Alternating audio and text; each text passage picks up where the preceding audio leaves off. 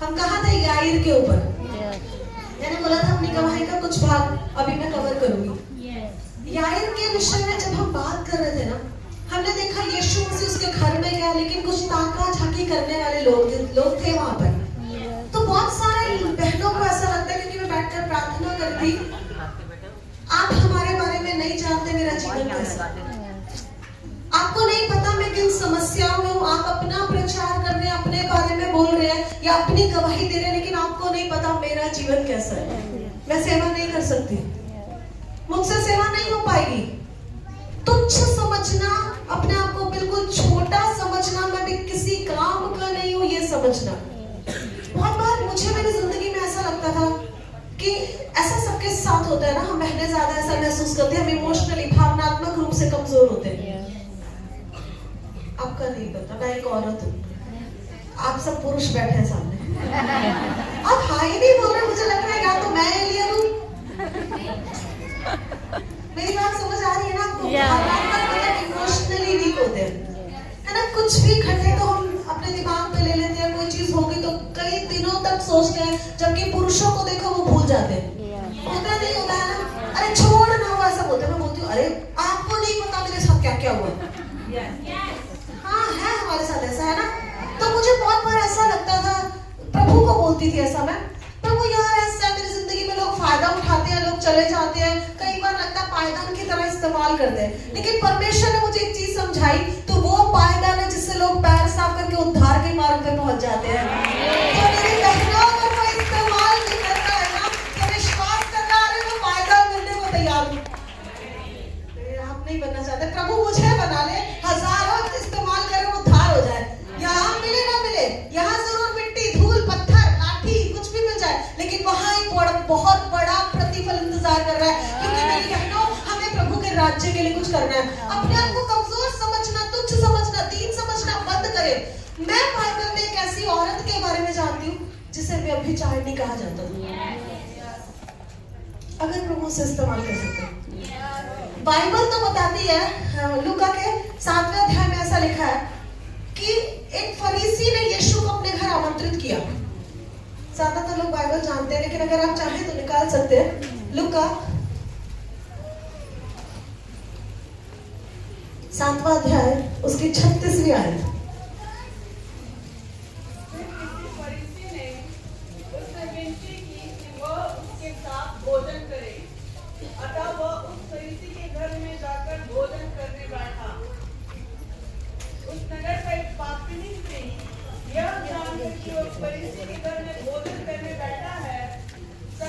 के पास में इत्र लाई और उसके पांव के पास पीछे खड़ी होकर रोती हुई उसके पांव आंसू से भिगोने और अपने सिर के बालों से पोंछने लगी और उसके पांव बार-बार छूकर उन पर इत्र मला।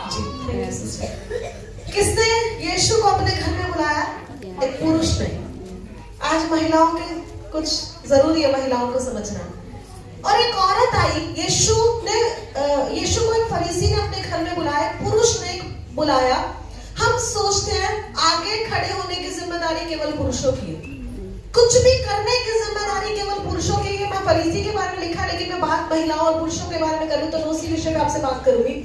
एक औरत आई पीछे से और वचन बता रहा है कि यीशु के पांव के पास रो रही है खड़ी होकर। कहाँ खड़ी है? पीछे खड़ी है। कहाँ खड़ी है? कहाँ खड़ी है? और फरीसी कहाँ खड़ा है? साथ दीजिए, कहाँ खड़ा है? आगे। अब क्या कर रही है? हमें लगता है, देखिए मैं यहाँ पर क्योंकि बहनों की सभा है तो बहनों के बारे में बोलूंगी।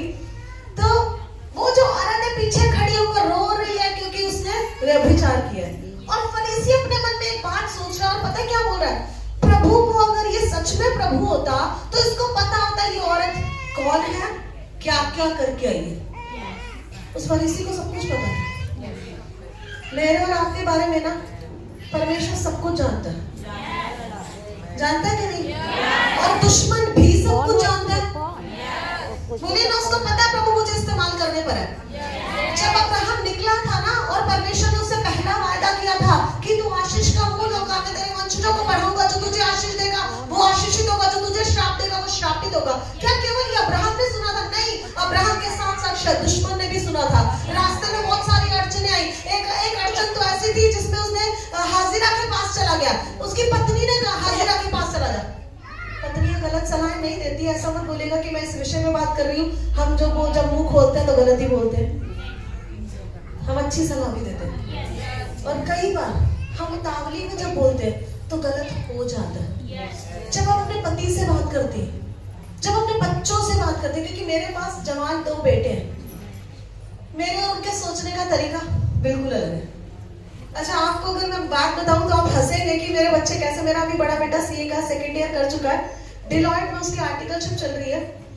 तो मैं रोती थी ना, मतलब कुछ हो जाना चर्च में, कहीं कुछ हो जाना मिनिस्ट्री सेवकाई में, बहुत रोती थी, बहुत रोती थी। पता क्या बोलता था आके, काम आदमियों वाले करते हो, रोते औरतों की तरह। समझ रहे हो मेरी बात, समझ गए?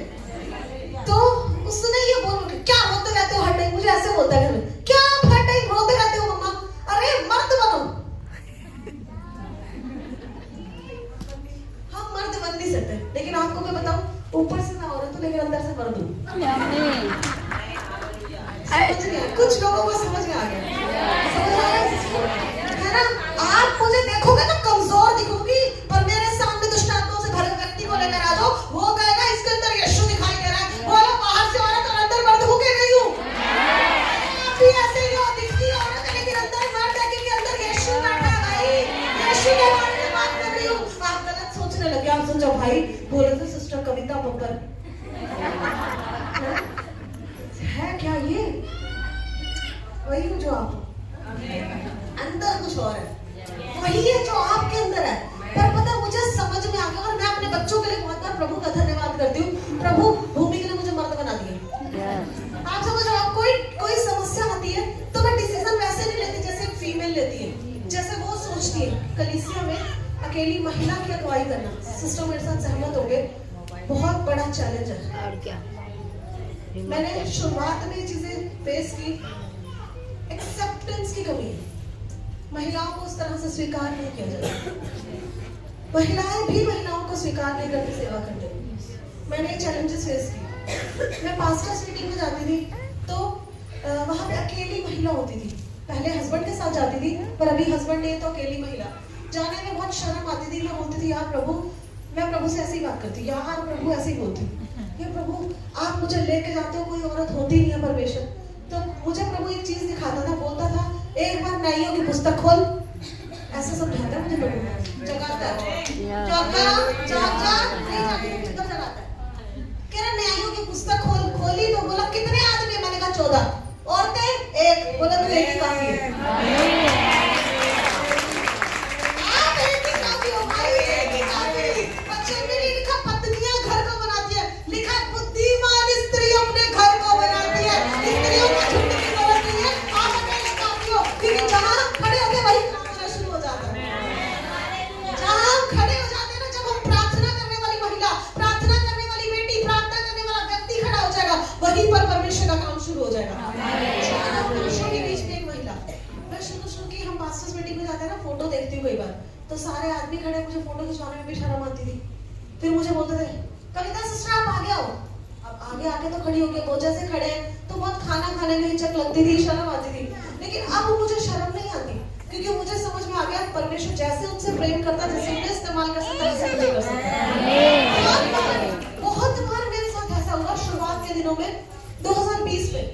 मैं पता है, मुझे ये तो पता था हम परमेश्वर के वचन के अनुसार चले, क्योंकि केवल आप जानते हैं वचन के अनुसार चलते हैं कि नहीं, और परमेश्वर जानता है, और कोई नहीं जानता। तो मैं प्रभु से, मैंने कभी भी उस घटना के घटने के बाद आज तक प्रभु से सवाल नहीं पूछा ये क्यों है, कभी नहीं पूछा। अगर बरियल का, हमारे जो जूम पे बरियल की सर्विस दिखाई गई थी मेरे हस्बैंड की, वहाँ लास्ट में मुझे कुछ बोलने के लिए बोला था। मेरे बोलने की हालत नहीं थी, मैं बहुत रो रही थी, और मैंने एक शब्द बोला कि कोई प्रभु से सवाल ना पूछे ऐसा क्यों हो, क्योंकि हम प्रभु से नहीं पूछ सकते हमारे साथ ऐसा क्यों हो।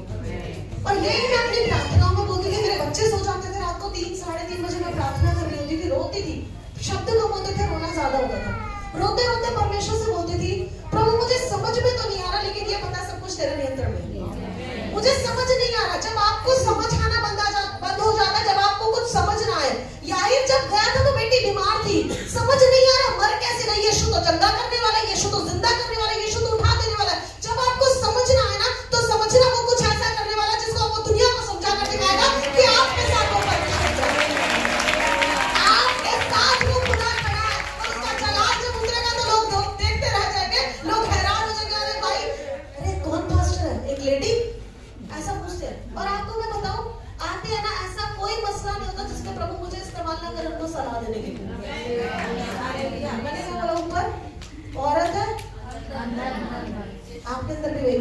आपके अंदर भी वही है, सिर्फ बाहर दिख नहीं रहा था, मेरा दिखने लग गया।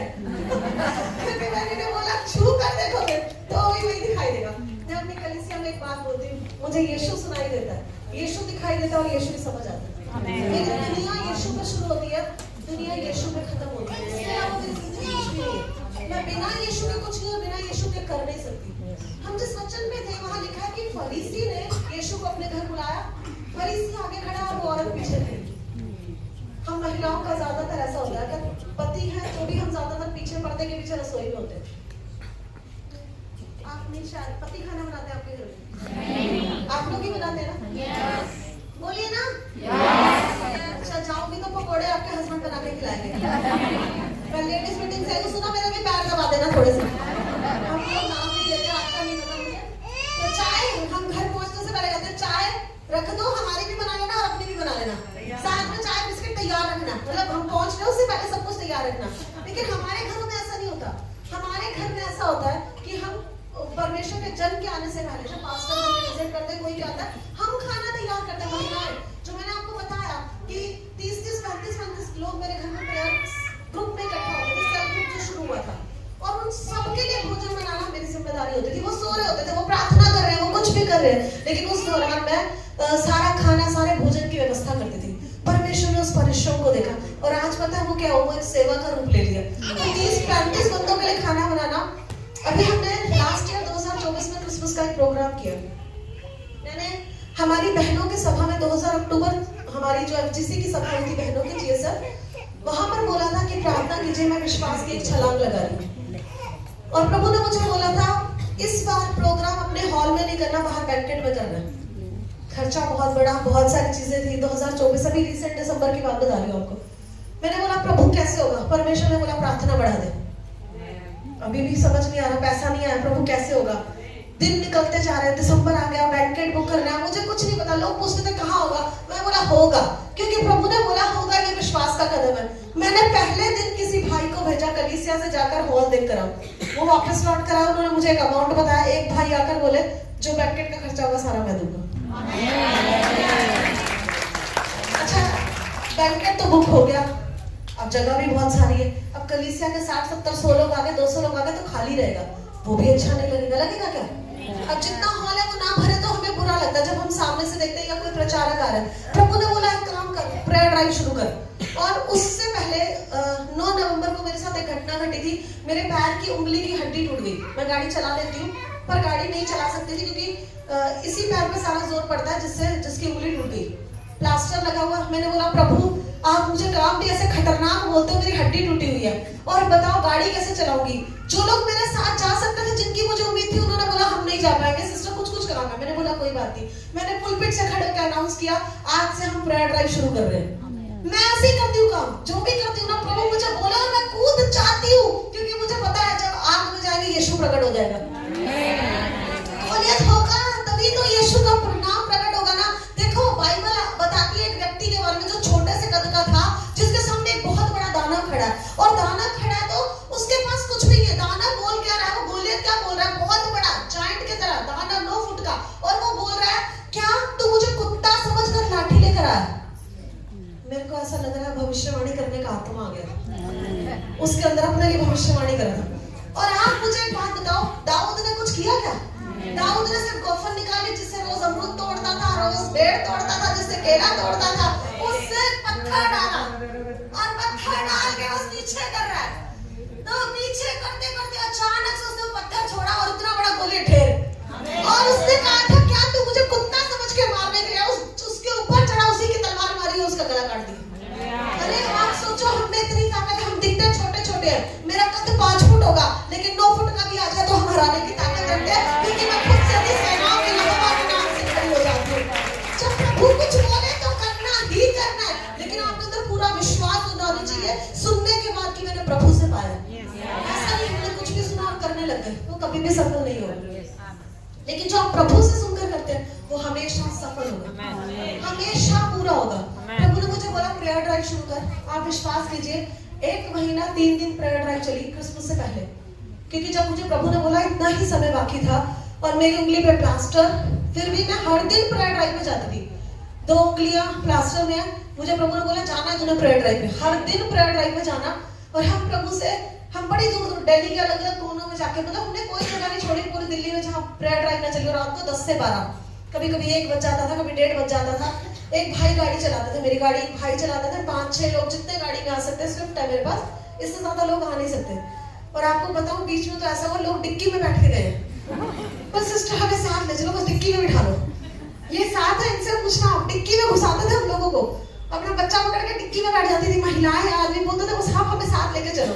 मैंने बोला प्रभु मैं सोच रही थी प्रेयर ड्राइव होगी कैसे। प्रभु ने कहा शुरू कर देख देख सेना खड़ी करने वालों। अलग अलग जगहों में जाकर प्रार्थना करते थे। हमने प्रभु को बोला प्रभु 350 से ज्यादा लोग आने चाहिए। और क्योंकि बैंकेट में क्या था, प्लेट सिस्टम, मतलब प्लेट्स रखवाई थी काउंटिंग के साथ, तो हमें पता था 350 से ज्यादा लोग वहां पर आए थे। और प्रभु ने उस हॉल को खचाखच भर दिया था, क्योंकि मैंने परमेश्वर की आवाज को सुनकर कदम बढ़ाया। आप औरत ही आदमी मायने नहीं रखता, आप चाहत कैसी रखते हैं वो मायने रखता है। आपके दिल में प्रभु की सेवा करने की कितनी चाहत है वो मायने रखता है। और अगर आप एक बार आवाज सुनकर खड़े हो जाते हैं ना, तो प्रभु काम करने लग जाता है। मेरी जिंदगी में हमेशा जब भी कोई चुनौती आती है, जो वायदे का वचन प्रभु ने देकर रखा है, तेरे जीवन भर कोई तेरे सामने ठहर नहीं सकेगा। जैसे मैं मूसा के संग रहा वैसे तेरे संग रहूंगा, ना तुझे छोड़ूंगा ना तुझे धोखा दूंगा। ये बोलते ही ऐसा लगता है तूफान थम गया, ये बोलते ही ऐसा लगता है यीशु खुद आकर खड़ा हो गया, ये बोलते ही ऐसा लगता है मेरे नाम में जो चल रहा था वो सब कुछ रुक गया, क्योंकि प्रभु खुद आकर खड़ा हो जाता है। और जब यीशु उतर जाता है ना, तो नबूकदनेस्सर की आंखें खुल जाती है और मंत्री को बुलाकर पता क्या बोलता है, अरे भाई आग में कितने डलवाए थे? 3 ही डाले थे ना, 3 ही डाले थे ना, पर मुझे तो 4 दिखाई दे रहे हैं। काम करो आंखों में जरा खोल कर देखो। और वचन बता रहा है उस आग में कुछ भी नहीं जला, उस आग में केवल बंधन जले, उस आग में केवल रस्सियां जली। अगर आपको लग रहा है आपकी जिंदगी में परिश्रम ज्यादा है, तकलीफें ज्यादा है, अगर परेशानियां ज्यादा है, तो आग में देखना यीशु को उतरते हुए लोग देखेंगे। आग में लोग यीशु को उतरते हुए देखेंगे। हमारी जिंदगी में देखते हैं लोग, अरे लोग हैरान होते हैं सेवा करती कैसे। मेरी कलीसिया के लोग बोलते हैं आप धन्य हो, मेरे घर में कोई वेट नहीं है। अगर आप मेरा शेड्यूल सुनेंगे ना, तो आप थोड़ा सा हंसेंगे। मैं रात को लेट नाइट प्रार्थना करने वाली व्यक्ति हूँ। 2 बजे 3 बजे तक मैं प्रार्थना कर रही हूँ, तो प्रभु के अनुग्रह से, मेरी ताकत से नहीं, क्योंकि अपनी ताकत से हम कुछ भी नहीं कर सकते। और 5:50 पे हमारी भोर की प्रार्थना होती है। पिछले 1 साल से ज्यादा हो गया लगातार भोर की प्रार्थना चलते हुए, और कोई ऐसा दिन नहीं होता 100 में से 5 दिन की कसम नहीं खाती, 10 दिन के बारे में नहीं बोलती। हेल्थ इश्यूज हो जाए, कोई प्रॉब्लम हो जाए, आउट ऑफ स्टेशन हो, या नेटवर्क नहीं है मेरे पास, तो नहीं बोल सकती। लेकिन हर दिन सुबह में भोर की प्रार्थना में होती हूँ। हमारी सबसे बड़ी समस्या हमारी नींद है। हाँ, अरे आप सहमत नहीं हो गए, कुछ हंस रहे हैं और बोल रहे हैं आपके सिस्टर। आपको मैं क्या बताऊं, दोपहर होते ही ऐसे मिठाइयां लेने का दिल करता है, सब दफा हो जाओ और मैं सो जाऊं। अरे मेरे घर में कोई हो ना, बस बिस्तर और ना, ऐसा होता है ना, कोई घर में दिखाई ना दे। लेकिन पता है मेरी बहनों, जिस दिन आपने नींद में जय पा ली ना, उस दिन आधी लड़ाई जीत जाओगे। आधी लड़ाई जीत जाओगे आप। सच बता रही हूँ आपको, परमेश्वर अद्भुत रीति से काम करने लगेगा। प्रार्थनाओं के स्तर को बढ़ाना है, हमारे जीवन को बदलना है। देखिए केवल यीशु के पास आ जाना काफी नहीं है, केवल एक चमत्कार देख लेना काफी नहीं है। चमत्कार के बाद कुछ और होना बाकी है। वचन कहता है गदरेनियों के नगर में यीशु मसीह गया, एक व्यक्ति आया जिसके अंदर दुष्ट आत्मा थी। 6000 दुष्ट आत्मा थी ना, यीशु ने उसके अंदर से दुष्ट आत्मा निकाली और सारे गांव के लोग इकट्ठा हो गए। सबने यीशु को बोला तू यहाँ से जा, ऐसा लिखा है। लेकिन जिसके अंदर से दुष्ट आत्मा निकली थी, वो यीशु को कहने लगा कि मैं तेरे साथ चलूंगा। यीशु ने कहा तू मेरे साथ मत चल, तुझे तो यीशु को इस गांव में लेकर जाना है। शरीर से यीशु नहीं जा रहा, पर हमारे अंदर होकर तो यीशु जा रहा है ना। अरे चाहिए दुकानों में प्रार्थना शुरू कीजिए, दुकानदार दिखना चाहिए, ये होने लग जाएगा। घर के साथ जो घर है ना, उसमें हाथ रख के प्रार्थना कीजिए, प्रभु ये बहन आनी चाहिए। अरे पनिन्ना आनी चाहिए, तभी तो पनिन्ना गवाही देगी। हन्ना को बच्चा हो गया, भाई में कुड़ाती रह गई, लेकिन परमेश्वर ने उसकी प्रार्थनाएं सुन ली और प्रभु कुछ करने वाला है। जो कुड़ाते हैं ना, उनको कोसिए मत, उनकी सुपारी मत दीजिए प्रभु को, उनके बारे में गलत मत बोलिए, उनको आशीष दीजिए और बोलिए प्रभु देखो। हमें कई बार लगता है कुछ लोग न्यूज चैनल है, हमारी पड़ोसन, साथ वाली मौसी, काकी, दीदी, जो मेरे घर में होता है वो पूरे मोहल्ले में पता होता है। हमारे सुदर्शन भारत में दिल्ली में है ऐसे लोग। दिल्ली वाले सहमत हो गए हैं, दिल्ली में ऐसे ज्यादा है। आपके पड़ोस में तो स्वर्गदूत रहते हैं। अच्छा, उनका नेटवर्क बड़ा स्ट्रॉन्ग है। अभी लड़ाई होगी सुबह मुझे रात तेरे घर की होया सी, रात को तुम्हारे घर क्या हुआ था पता नहीं, नेटवर्क इतना स्ट्रॉन्ग है, रात रात में खबर पहुंच जाती है। अच्छा, आप मुझे एक बात बताओ, अगर यही लोग प्रभु के पास आ जाए हमारी प्रार्थनाओं के द्वारा, रात रात में यीशु भारत में फैल जाएगा। देखो अभी लोग सिर्फ नाम जानते हैं, पहचानते नहीं, पहचानेंगे मेरे और आपके द्वारा। सबको पता है यीशु यीशु यीशु यीशु हो रही है, लेकिन वो यीशु को पहचानेंगे तब। जानने और पहचानने में फर्क है। हम सब मोदी जी को जानते हैं पर पहचानते नहीं, उनसे कोई मुलाकात नहीं हुई। लेकिन जब मैं और आप प्रार्थना करेंगे ना, मुलाकातें शुरू हो जाएगी और उन मुलाकातें मोहब्बतों में बदल जाएगी और वो मोहब्बतें पूरे भारत में फैल जाएगी और भारत में एक जागृति आ जाएगी। काम करना पड़ेगा। हम सोते रहे कैसे काम चलेगा, हम थक गए कैसा काम चलेगा।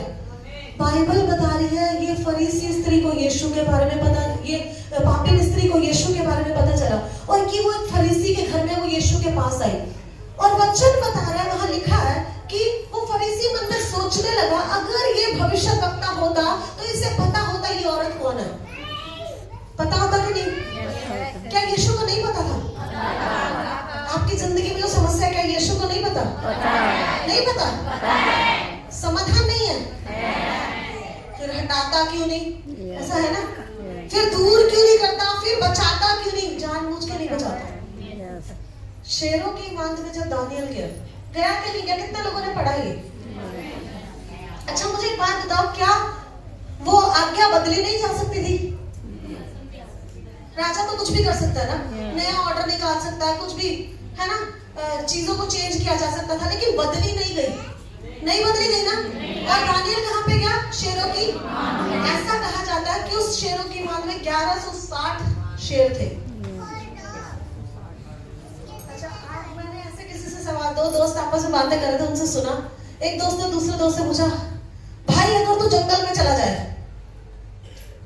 ध्यान से सुनना, और शेर आ जाए तो तू क्या करेगा? उसने बोला मैं क्या करूंगा, जो करेगा शेर ही करेगा। ऐसे ही तो 1160 शेरों के बीच में दानियल अकेला। पर पता है मैं अगर वहां होती, मुझसे कोई ये सवाल पूछता तो जो करेगा क्या करेगा, बोलती मैं जंगल के शेर को सर्कस का शेर बना देती। समझ रहे हो? जंगल का शेर सर्कस का शेर बन सकता है अगर मैं और आप खड़े हो जाए। आप मुझे एक बात बताओ, दानियल को शेरों की मांग में जाने से रोका जा सकता था, प्रभु कुछ भी कर सकता था, उससे पहले उतर कर आ सकता था, चमत्कार दिखा सकता था, नाव पे पानी पे चल कर आने वाला परमेश्वर है, लेकिन रोका नहीं, दानियल को जाने दिया और दानियल मस्त शेरों के साथ सो रहा है। मैं अपनी कलीसिया में ऐसा बोलती हूँ, जो आपके ऊपर आज दहाड़ते हैं ना, जो आज आपके ऊपर चिल्लाते हैं, अगर प्रभु ने आपको उनके बीच में भेजा है तो उनके बीच में जाकर आप दहाड़ो और चिल्लाओ नहीं, आप उनको आराधना करना सिखा दो। और मैं ऐसा सोचती हूँ, एक रात में वहां पे शेर उपवास कर रहे थे, ना केवल दानियल भूखा था बल्कि सब पे सब प्रार्थना कर रहे थे। मुझे ऐसा लगता है जब दानियल अंदर उतरा होगा, ऊपर से फेंका था ना उसको, पैंदी को अंदर फेंका, सारे शेर देख रहे, वो नीचे उतरा और घुटनों पे आया। अब दानियल देख रहा है शेर घुटनों पर आ गए और वहां आराधना चल रही है, तेरी स्तुति प्रशंसा हो, तेरी हर पल महिमा हो। देखो डर लग रहा होगा दानियल को, डर लगता है ना? जो ये कहता है ना डर नहीं लगता, वो झूठ बोलता है। जो आपको ये बोलता है ना, मेरे से कोई पूछे आपको डर लगता है, आज भी लगता है, बोलेगा इतने सालों बाद भी लगता है, मैंने कहा लगता है। इसलिए मेरा बेटा पता क्या बोलता है, जब मैं गाड़ी में उसके साथ बैठती हूँ, पापा यार इतने सालों से आप गाड़ी चला रहे हो, आपको अभी तक कॉन्फिडेंस नहीं है। मैंने कहा भूमिक, जिस दिन कॉन्फिडेंस आ जाएगा ना उस दिन अनुग्रह नहीं आएगा। तो अभी भी गाड़ी चलाने में डरते हो। मेरा पार्किंग वाला ना मुझसे एक सवाल पूछता है, कई साल पहले पूछा था, तो मैडम जी मैं सोचता हूँ गाड़ी सड़कों पे चलाते कैसे, पार्किंग नहीं लग रही होती मेरे से कई बार, समझ रहे हो? अभी हमें पीछे देख के पार्किंग लगाने में दिक्कत है, तो झूठ नहीं बोलती। बोला मुझे ना समझ नहीं आता आप गाड़ी चलाते कैसे हो। मैं कहा भाई आज तक ये मुझे समझ नहीं आया, तेरे को कैसे आया? क्योंकि मैं गाड़ी कविता की ताकत से चलाती नहीं हूँ, मैं अनुग्रह से चलाती हूँ और अनुग्रह दिखाई नहीं देता, अनुग्रह समझ नहीं आता, लेकिन अनुग्रह होता है। विश्वास करके देखो, लोगों को समझ आ रहा है, आपको आ जाने चाहिए, आप घर कर जाओगे अनुग्रह है क्या, और उस अनुग्रह में एक औरत सब कुछ कर सकती है, उस अनुग्रह में एक औरत सब कुछ कर सकती है। हम आलसी हैं, हम बैठे हैं। देखो ये लोग सुबह सुबह तैयार होकर, पुरुष लोग काम पे जाते हैं ना। हम में से कितनी बहनें ये निर्णय लेती है 9-10 बजे हम भी उठकर गलियों में घूमकर प्रार्थना करना शुरू करेंगे। प्रेयर वॉक शुरू करो, बहुत फायदेमंद है। आपकी गली के सारे लोग आपके पीछे पीछे आएंगे। बाइबल बता रही है, यहेजकेल की पुस्तक में ऐसा लिखा है, परमेश्वर ने यहेजकेल को कहा जा सूखी हड्डियों की तराई में। मेरी में लिखा है। तो पागल हुई ना आयतों को पढ़कर, ये होना चाहिए प्रभु को, उसके लिए हो सकता है मेरे लिए होना चाहिए। वो गया तो देख रहा सारी सूखी तराइयां, तराई के अंदर सूखी हड्डियां। आप कहीं किसी ऐसी जगह पे चले जाओ तो हमारा मुंह ऐसे होगा, बोलिए ना, बोलिए नहीं, पड़ोसी को देख के आपका मुंह ऐसे हो जाता है क्योंकि उसके अंदर भी सूखी हड्डियां हैं। और आप यहेजकेल हो। जब वो गया ना तो देख रहा है सारी सूखी हड्डियां, और वहां से एक आवाज आ रही है हाथी में से, इनसे भविष्यवाणी करके जिंदा हो जाएगी। अभी वो बोल रहा है प्रभु, अंदर मन में सोच रहा होगा प्रभु डर लग रहा है, अभी ये जिंदा हो तो सारे के सारे कंकाल मेरे पीछे पड़ जाएंगे, ये सारे के सारे उठ के मेरे पीछे पड़ जाएंगे, प्रभु क्या होगा। प्रभु ने कहा कर तो देख, जो तुझे बोला वो कर, उसके बाद चला देखियो। और बच्चों ने बताता है यहेजकेल ने कहा सूखी हड्डियां जी उठी, और गया तो अकेला था। लोग कुछ छुप छुप के देख रहे होंगे तो देखा होगा, गया अकेला, लेकिन जब आ रहा है तो सेना पीछे पीछे चलकर आ रही है। प्रियो, अपने घर में अकेले प्रार्थना करते हो और विश्वास करो हो के अकेले पूरे घराने को लेकर आने की सामर्थ परमेश्वर ने डाली है। भविष्यवाणी करो, मेरी नंद आ रही है। नाक नाम लिया आपने सबसे पहले। कमजोर नस छेड़ी, आपको क्या पता मेरे पास कितने जख्म है।